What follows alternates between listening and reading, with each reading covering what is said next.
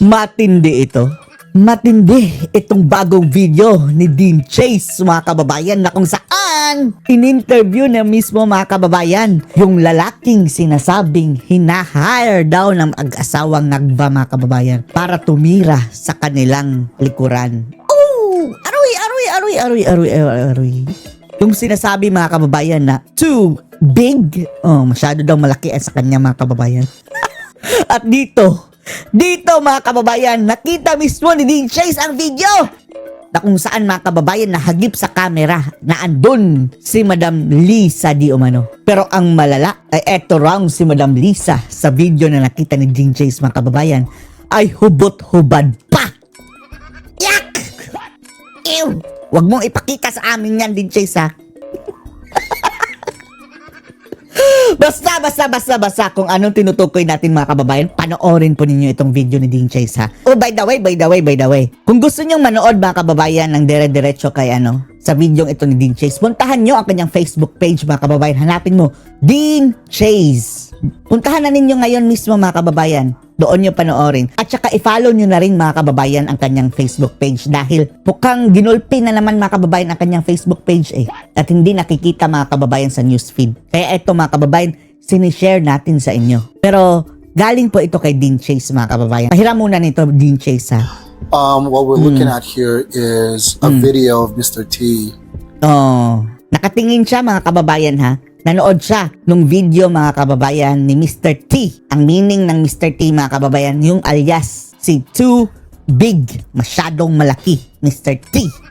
Recording himself. Siya, Well, Mr. T. the room actually. And we have Lisa Tanas walk by. Napadaan si Lisa Tanas, mga kababayan, parang kukat. Ganyan. And she's butt naked. Lord. Huwag niyong imaginein, mga kababayan, na ang itsura ni Admiral, mga kababayan, na walang suot. Uy, nako. Ang sagwa na ang tingnan, mga kababayan, nung nakadamit pa. Ano na lang kung wala? Mahabagin. Gusto pa namin gumising bukas, mga kababayan. Ayaw naming bangungutin. Magandang araw po sa ating lahat, Dean Chase here. And I know that I have not posted in a couple of weeks. We are just trying to keep ourselves safe in the past few days. Dahil, mga kababayan, pinag-iinitan na siya. Iba kasi itong kanyang mga ebidensya, mga kababayan, Mayroon na ngayong video, mga kababayan. Diyos ko Lord. Mayroon nga post ni Dean Chase, mga kababayan, na kaya daw hindi siya masyadong nagpo-post dahil doon sa nangyari kay Cabral.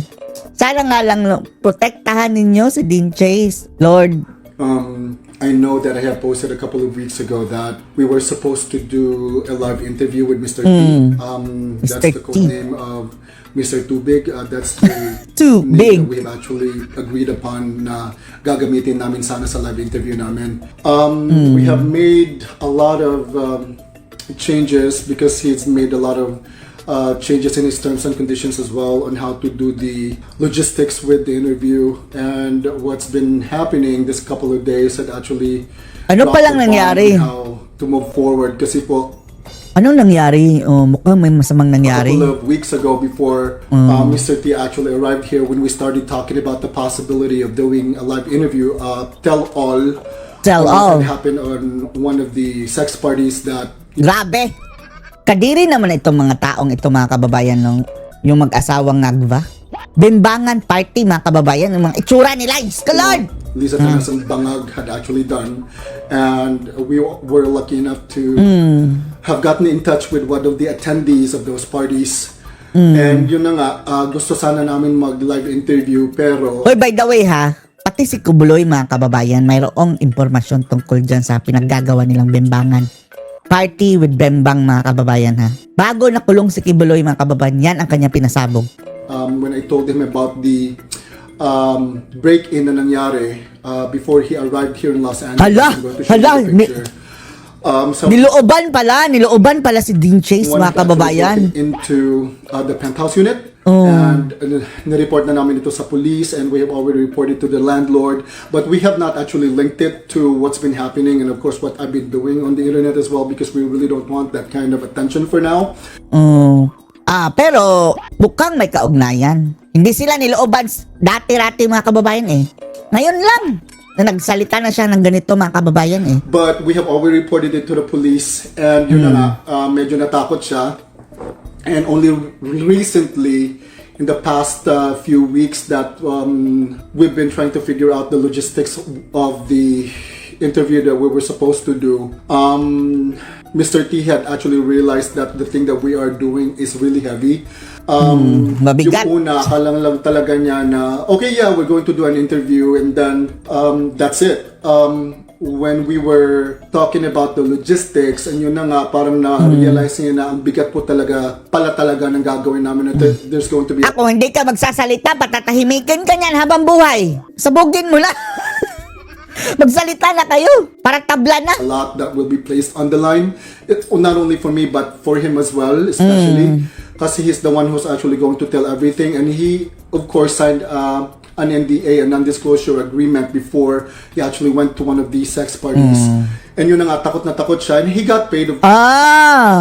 Pwede siya kasuhan. Sige, hayaan nyo kasuhan kayo nila, di Satanas. At mas maganda yun mga kababayan, mas dagdag ebidensya. Grabe no, papipirmahin pa ng non-disclosure agreement mga kababayan para hindi talaga kumanta. Kumanta ngayon eh. Of course, pero yun na nga, na-realize niya na he will be putting his life on the line, not only his life, but actually his family's life on the line as well. And it had gotten so heavy until mas na-realize niya na nakakatakot na pala talaga itong ginagawa namin, because last Tuesday, someone had again broken into our unit, our penthouse unit. Dalawang beses na. Again, Hindi na yan usual mga kababayan na isang beses, okay lang. Dalawang beses na eh. Luckily, we weren't there in the Paano unit kung andun because we kayo? were actually visiting his friends, because aside from the interview, we were enjoying some company, and I have met some of his friends in West Hollywood. Maglagay kayo ng mga CCTV. Yun na nga po, we were so lucky that we weren't there at the unit, and we reported it again, of course, to the landlord and the police. And only recently, as what Muharlik had actually said, I told her about this, and she gave us some tips on how to report it to the FBI, and we have talked about it with Mr. T. As a matter of fact, I have discussed with him the possibility of meeting up with Muharlika, because we really don't know how to move forward after this whole situation, kasi may pinatay po sa building namin. Na? May pinatay pa sa building nila. School Lord. May na-murder po sa building po namin, and the person that got murdered is an Asian person, is an Asian guy who looks exactly like me, kalbo. Hala! Baka na mistaken identity, tapos supposedly si Dean Chase. Ay, delikado si Dean Chase mga kababayan. May bigote. And do we believe that it's a mistaken identity? Absolutely. We absolutely do. Dahil dalawang beses silang pinasok sa bahay mga kababayan ha. And then, later on, may na gurgur na Asian na kalbo na may bigote na halos mga kababayan, itsura niya. I think that it was a mistaken identity. Baka akala nila ako yun. I'm sorry, I'm really shaken up.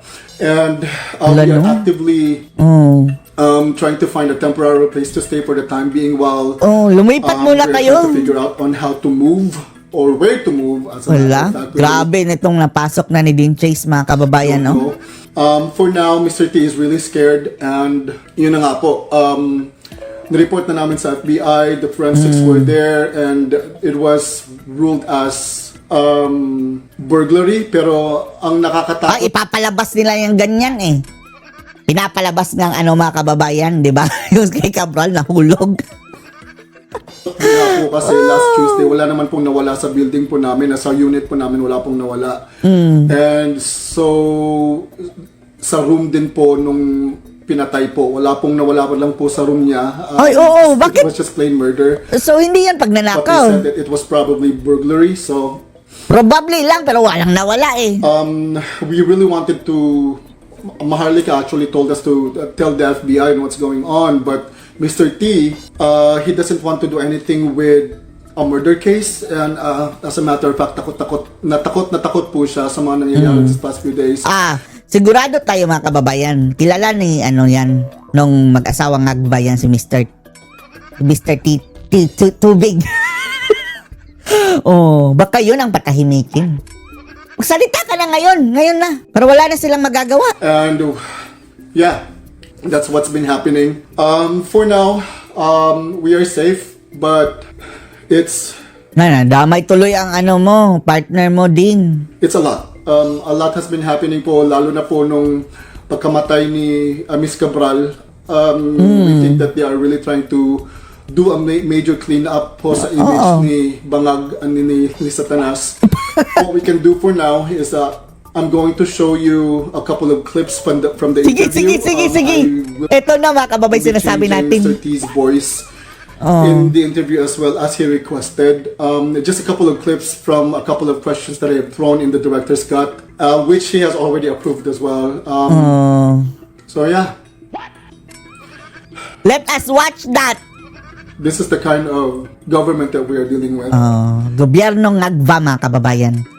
Gobyernong ngagva. And I hope everyone realizes that they are trying to silence people who are trying to speak against their evil doing, and God save the Philippines.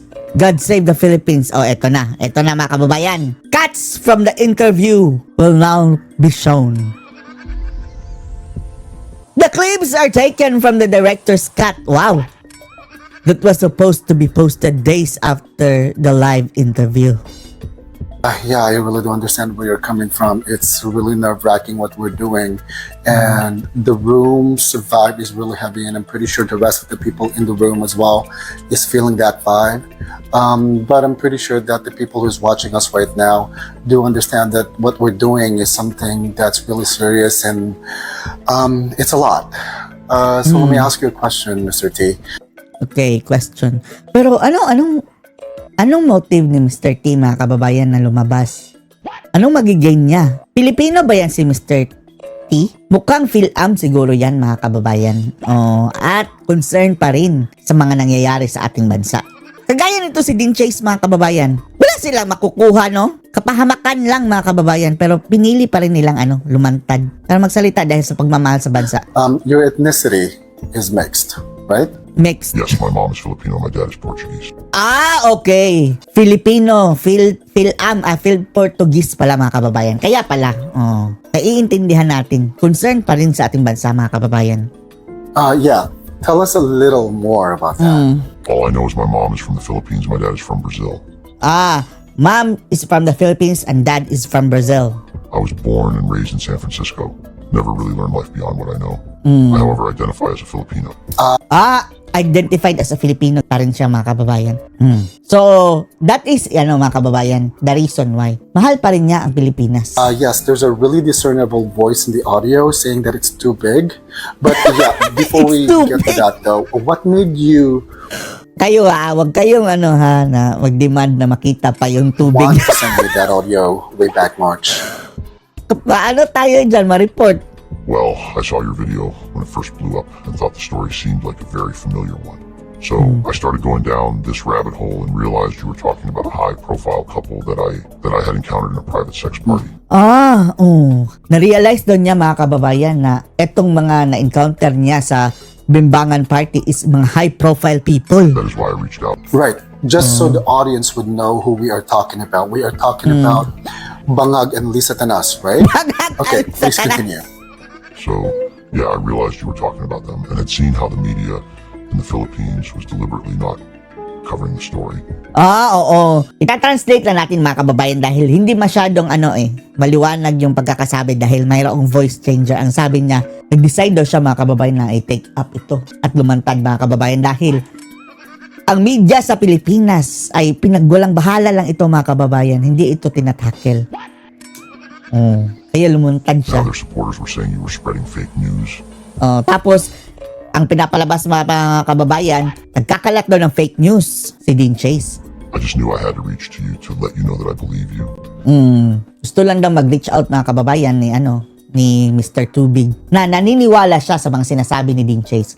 Yung unang mga sinasabi niya mga kababayan tungkol kay Lisa Tanas, na na-detain, yun mga kababayan. Kaya nga, nag-reach out mga kababayan ang taong ito kay Dean. Dahil doon sa mga expose na previously ni Dean Chase mga kababayan.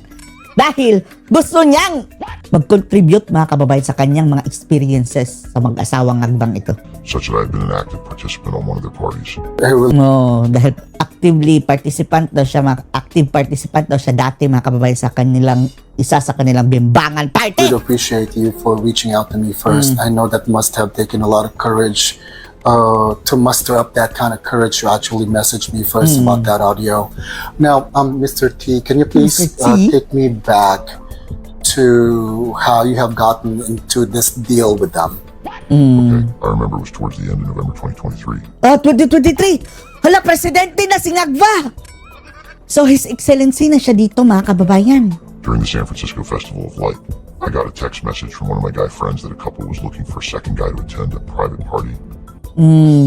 Tinext daw siya na basta tinext siya na magdala ng second guy, para umattend sa party. I immediately knew what they were looking for. I remember they were having a hard time finding the guys because the guys needed to sign an NDA.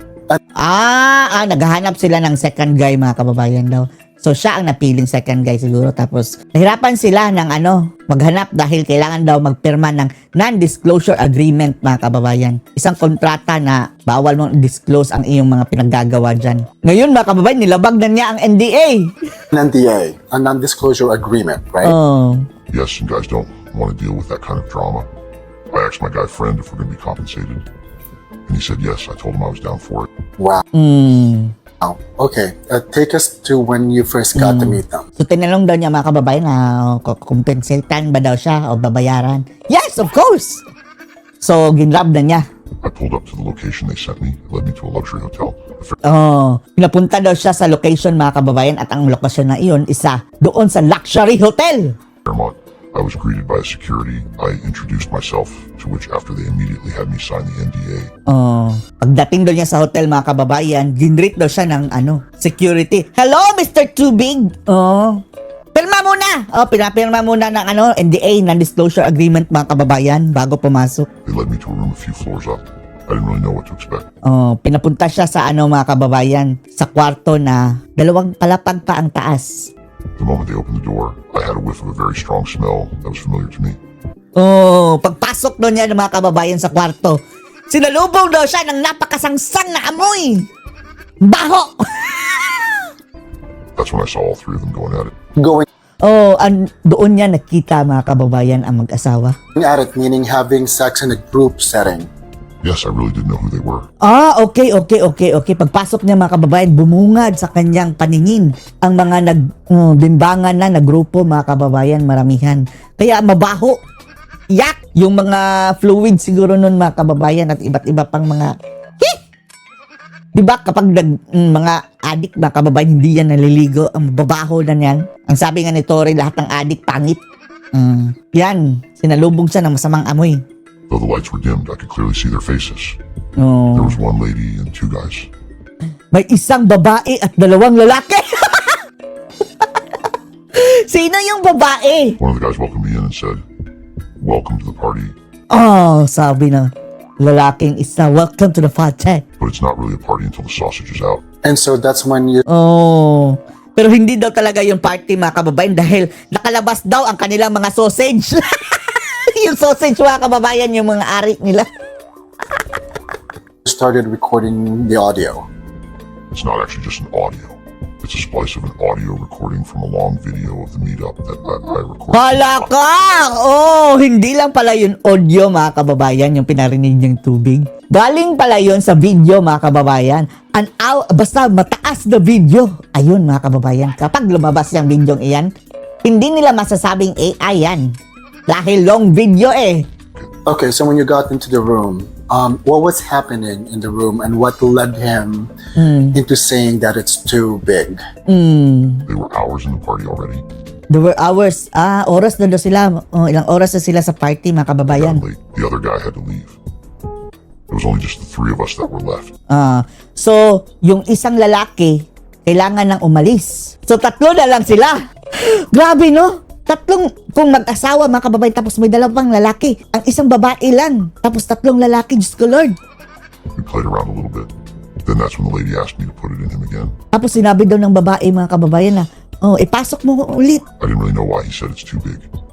when I've been doing that to him the entire night. Wow, I can't imagine. Tapos ginawa daw nila yun mga kababayan, entire night, buong gabi. Grabe, wala kang paguran? Did you at least use protection? I used protection the entire time. Gumamit sila ng ano mga kababayan, nung supot. Protection. He tried to take it off at some point, but I said no. Gusto pang tanggalin mga kababayan ang protection. Gusto skin to skin. And yeah, I arrived for the fourth time, and that's when I had to tap out. Tapos naputukan na daw siya mga kababayan ng pang-apat na beses. Gabing putukan. Tapos parang hindi na kaya, round 4. Ang sabi ni Ding Chase, this is the part where he is showing me a video he recorded while pretending he was booking Uber ride. Ni-record daw niya mga hold on. kababayan. That was Kaya pala nakakuha siya ng video, no? Dahil siya, pretend siya na magbubook na siya ng Uber. a lot. Okay, give me a second. All right, Hello? what am I seeing here? What am I seeing here? That is me lying on the bed, Ayun, nakahiga daw siya mga kababayan sa bed. telling them I was booking an Uber to head out. She told me I don't have to and that someone will take me home. Anong sabi? Hindi natin masyado naintindihan mga kababayan dahil naka-disguise yung voice. That is me lying on the bed, Siya daw yung nakahiga sa bed. telling them I was booking an Uber to head out. Sinabi niya na papaalis na rin siya. Gusto na niya umalis. She told me I don't have to and that someone will take me home. Tapos sinabihan daw siya ng babae, kasi she na wag kang mag-alala, may hahatid daw sa kanya mga kababayan. But I insisted on booking an Uber. At nag-insist siya mga kababayan na wag na. Mag-book lang ako ng Uber. Okay, hold on. I am totally not ready to see this. This is a surprise for me. So, guys, people who are watching at home, Din! Ipaninag mo sa iyong salamin. what we're looking at here is a video of Mr. T recording himself. Well, the room actually, and we have Lisa Tanas walk by, Dumaan pa si Lisa Tanas. and she's butt naked.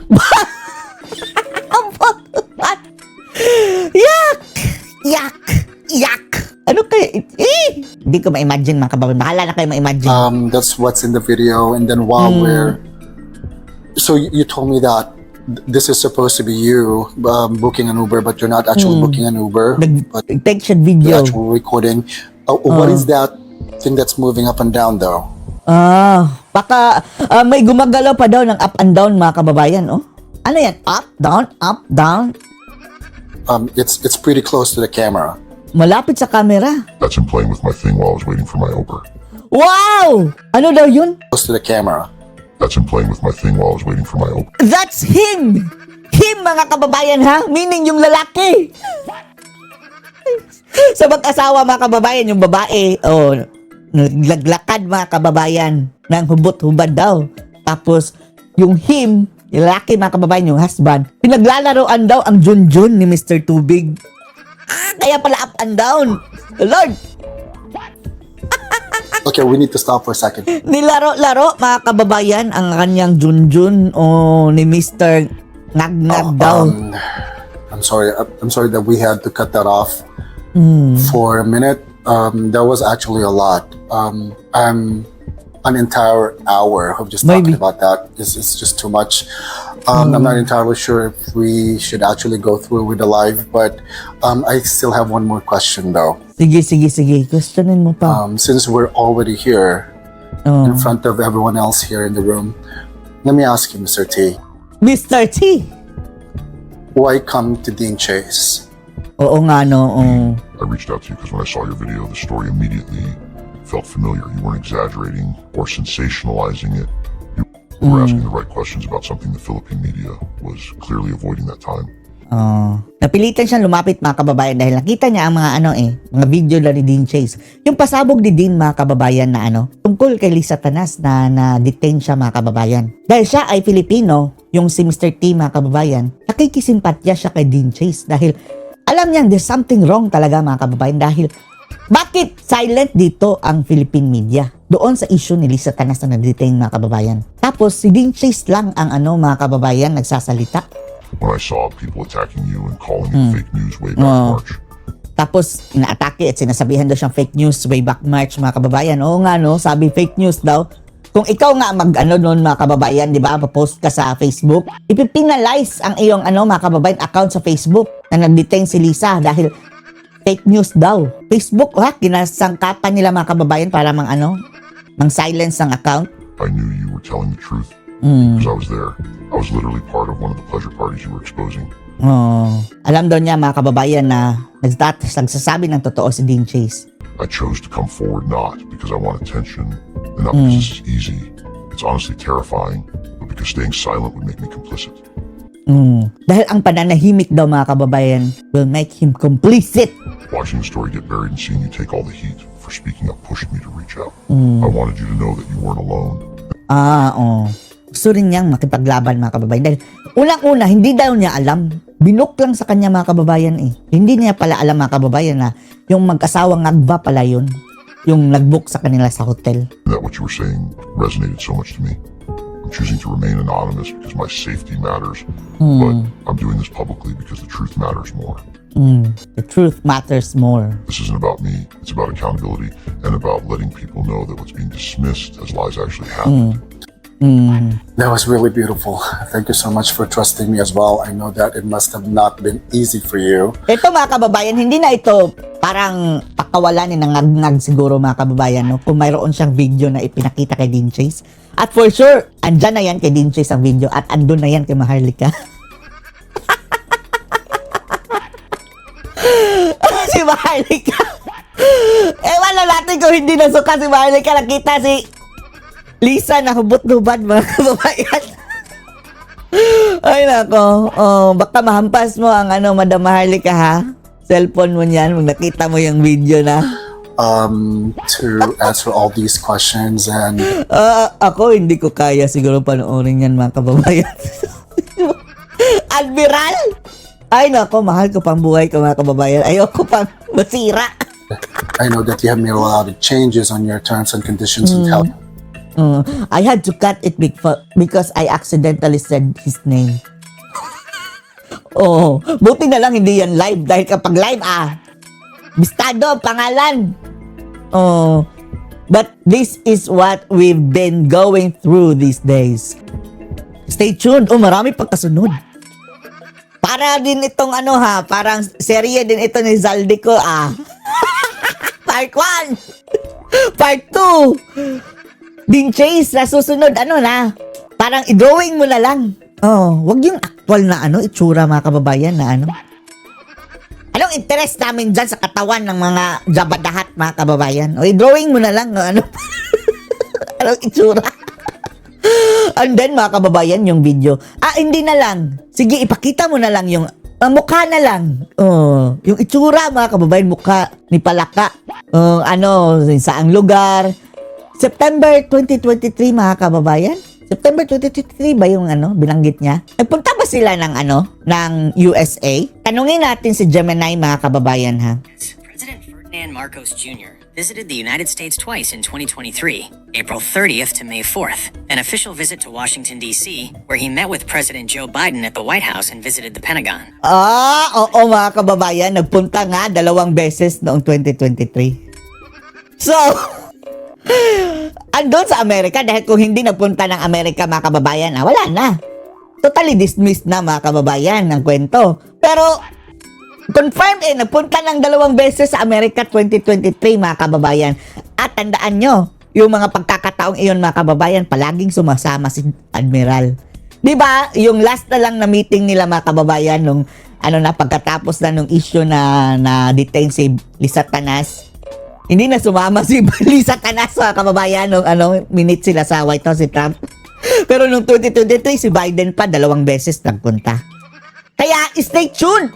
Kailan ang next video mo, Din? Basagin mo na din. Pakalat mo na natin din. Para wala na silang alalahanin pa na ibubulgar mo dahil nabulgar na. Ay nako. Antabayanan po natin mga kababayan ha. Panoorin mo sa kay Dean Chase mga kababayan ulit. I-review ninyo. Kung gusto nyo pang pakinig doon sa kalaswaan mga kababayan ng mga bangagan. Anong masasabi nyo dito mga kababayan? Post your comments below.